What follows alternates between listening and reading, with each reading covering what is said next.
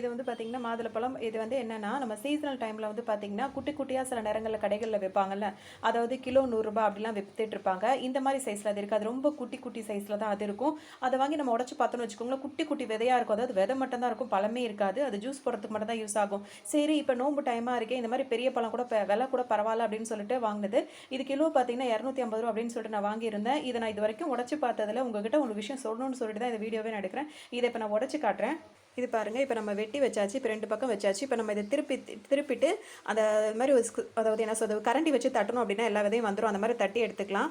அதோட இங்க பாருங்க, இப்ப நான் ஒரு பாதி மட்டும் எடுத்து வச்சிருக்கேன். இதுல வந்துட்டு பார்த்தோம்னா, ஃபுல்லாவே இந்த மாரி தான் இருக்கு. ஆனா சாப்பிடும்போது இதோட சேர்த்து நம்ம சாப்பிட்டாலும் ரொம்பவே உடம்புக்கு சத்து தான். இப்ப விஷயம் என்ன அப்படின்னு சொல்லிட்டு பார்த்தீங்கன்னா, இவ்ளோ பெரிய பழமா இருந்தாலும் குட்டி குட்டி முத்தா தான் இருக்கு. அதாவது நம்ம கிலோ ரூ. 100 வாங்குவோம்ல, அதே மாரி தான் கிலோ ரூ. 250 வாங்கும்போதும் இருக்கு. இதனால மாதுளப்பழம் சாப்பிட்ட திருப்தி நம்மளுக்கு கிடைக்கிறதில்ல. ஸோ வந்து நம்ம இந்த நோன்பு நேரத்துல காசு பார்க்காம வாங்குறோம். ஆனா அதுக்கான நன்மை நம்மளுக்கு கிடைக்குதான்னா கண்டிப்பா கிடையாது. ஸோ பார்த்து வாங்கிக்கோங்க அப்படின்னு தான் அந்த வீடியோ பதிவிடுறேன். பார்த்துக்கோங்க.